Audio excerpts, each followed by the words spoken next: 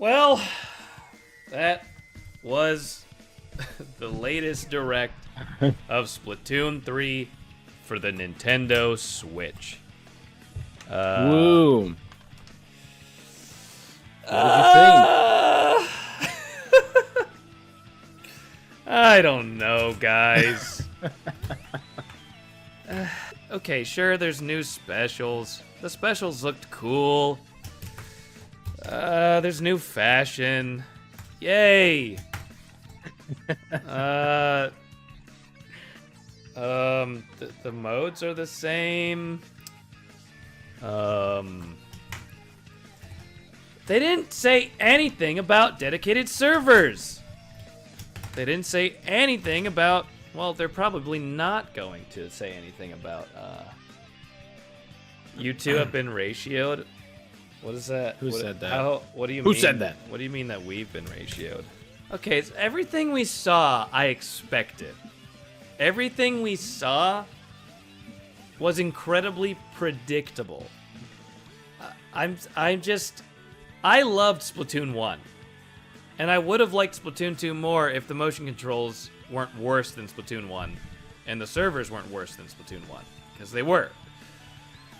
So, the only thing I'm excited about for this game, the only few things I'm excited about is seeing how the servers run and seeing how the motion controls feel. They showed off a lot of new things, which is cool. But it's the Switch. I just feel like this is probably not gonna run well, and I don't like the graphics. It looks like they're struggling. It looks like the Splatoon team is like, please, Nintendo, please just make a more powerful Switch. Well, it looks like from the comments, by ratioed, he means that we are in the minority. That a lot of people are really excited for this, which is well, I mean, you know what? I don't. Which is good. Which is fine. Fine, cool. Good. I mean, I am curious to hear your guys' opinions, and if they're really positive opinions, that's fine. But I think I feel exactly the same way that you did. Especially the silence followed by an I don't know. Yeah. That is pretty much how I feel. I didn't like the way I felt before I started the direct is like the same as I do now, except that there's like a tiny part of me that's disappointed they didn't excite me with anything. So yeah, I don't know. I think I am just not the target audience for this anymore, and that's okay. I don't even know if I'll get this game unless Just kidding. you buy it and other people I trust buy it, and they're like, oh, this is actually really fun, you should get it. And they're like, oh, okay, maybe I'll get it. Or if like a lot of people on our Discord server are playing it, maybe I'll want to join and then I'll get the game. But I don't know. I'll definitely be buying the game because besides the way it might feel or the way it might look or how the new features aren't that exciting to me, I love the core Splatoon gameplay. But yeah, same. What's gonna have me fall off early like Splatoon 2 did? Like, in Splatoon 1, I got to level 50 because that was the highest level you could get, and then I played so much after that. In this game, you can get to level, I think, I don't know what max is. I don't think 200 is max, because after you get to 100, you get a star, and then you go up again. I don't even think I got to level 50, because the motion controls and the servers just made it not fun anymore. You're setting yourselves up for disappointment. I mean, I don't know, Inky. Usually that turns out for the good, because if you are going to be disappointed with a game and it turns out being great, then you're more surprised. I do understand going into something that's like when you've got the attitude of like, okay, let's see how this goes, and then that kind of affecting you to be negative about it anyway. But I'd like to think I'm more open-minded these days, and I don't do stuff like that. But I'm still like, I don't know. I mean, I really want to like this game. Same. But what I'm seeing is Splatoon 2 with updates. That's what I'm seeing. And even when they showed off Splatoon 3 back in the day for the first time, I was excited, but I felt like, did they really need to make a Splatoon 3 this early? Yeah. Without working on, like, Splatoon 2? Yeah. Like they haven't. I mean, it would have made more sense if we had a new console that was more powerful or offered something new, and then it was like, now we have a Splatoon 3 where we can do more things and we can upgrade the graphics and the mechanics and the gameplay, and so it makes more sense to make a new one. But this just looks like it feels like Splatoon 2 with some new content. And for something me, that is just not enough. Right. And something I think a lot of you need to remember, because I see this in a lot of, you know, the late teens. I apologize for being an old, grumpy old man. But a lot of people that I've seen, like in Discord, on Twitter, and YouTube, because they like it and they feel a certain way, it's as if everyone else has to feel that way. But your feelings on the game are subjective. So someone might feel a certain way about the game and it might be valid, and you may feel completely different. And it's completely valid. What I was disappointed in Splatoon 2 was not addressed in this direct, and that's mainly why I'm scratching my head, I guess. You got, like, even you guys don't have to be like, oh yeah, you're right. No, you're right. Like, no, be excited. If you're excited, be excited. I'm sure it'll be really fun for you. When I'm saying that they should have waited for a new console to do Splatoon 3, I'm not talking about time. I'm talking about efficiency. I'm talking about, like, not making a Splatoon 2 clone with a bunch of updates. That's how I feel. I think a lot of people who are excited about this game really liked Splatoon 2, which makes sense to me. I along with, you know, a lot of other people, not everyone, I think I'm in the minority here, but I had a lot of problems with Splatoon 2. And that's why this specific direct did not excite me, because to me, it just looks like it's going to be Splatoon 2 again with a bunch of updates, because they didn't address servers, and they didn't address motion controls, and they didn't address the fact that the Switch is completely outdated, in my opinion, when it comes to hardware, not console. Like, Nintendo Switch, it's pretty popular in 2002. It's a good selling game.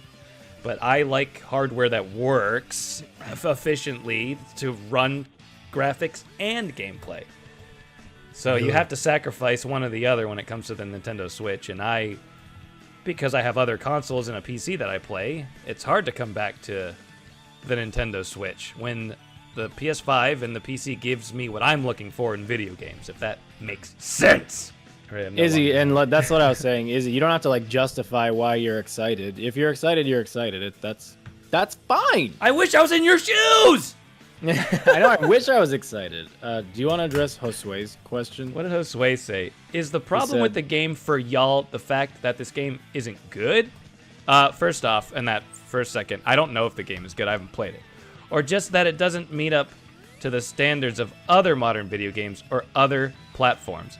To me, it doesn't meet up to the expectations of a new Splatoon game. When I think of a sequel to Splatoon, I think, oh, dude, the graphics are going to be great. Oh, dude, the gameplay is going to be, it's going to feel even better. They're going to have new stuff, which they have upgraded a lot of things. Like I guess the jumping around as a squid. Some other quality of life things when it comes into getting into a match.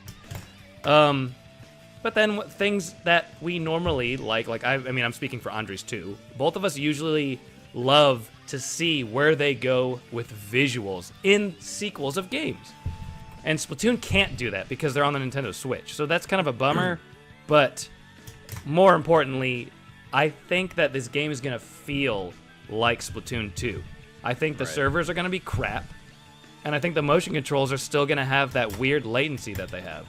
And I know a lot of you don't feel it. I get it. But it's a statistical fact that the Wii U gamepad had better motion controls than the Pro controllers and that the Switch can handle. That's just...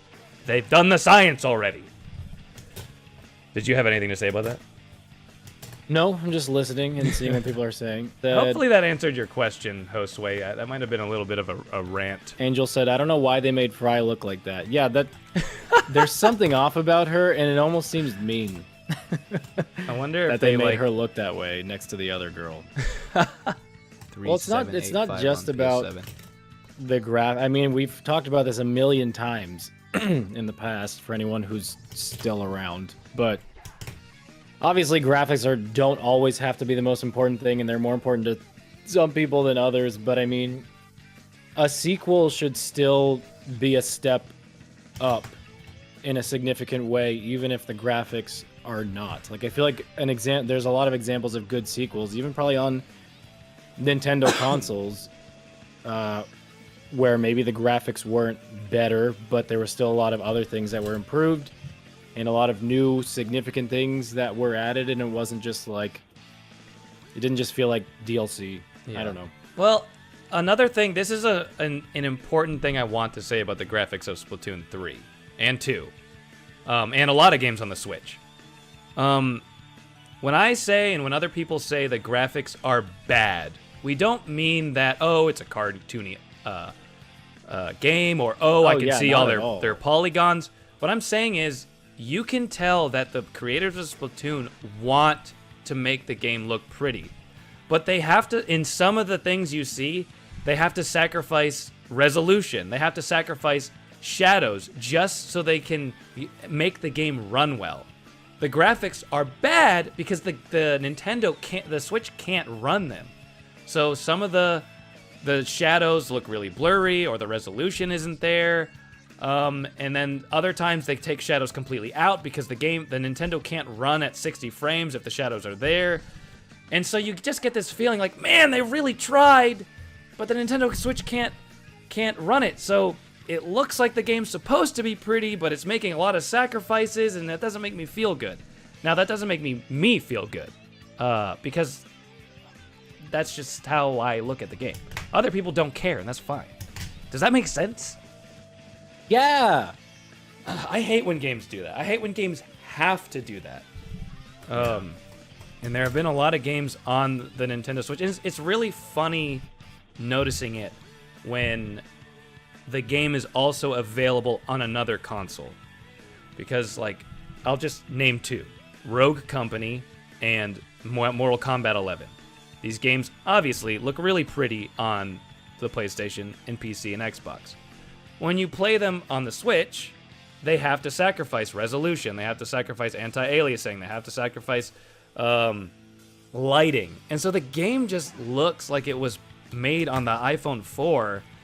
And not only that, but it doesn't run good either! But I get it. Those games are made for another console. But it's tough when a game was made for the Switch and it still has some of those problems. I'm sure they'll fix graphical issues before launch. They still haven't fixed what I'm talking about in Splatoon 2. Because they can't. The Switch can't run stuff like that. Trying to think if there's anything else I want to say about this game. I mean, let's try to focus on the positives. Right? That's what the world's about. Everything goes well when you focus on the positives, right? And ignore all the bad stuff. I like that they added 2 new, what do you call them?